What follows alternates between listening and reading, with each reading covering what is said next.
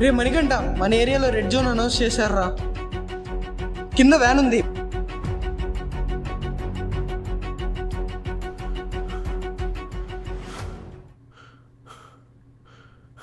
మణికంఠ,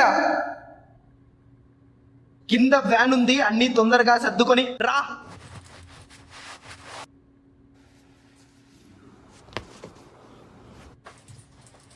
ఇంకెంతకాలం ఇలా పరిగెడతారా?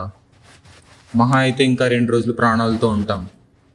ఇలా రోజు చస్తూ బ్రతకడం కన్నా ఒకేసారి చావడం సుఖం.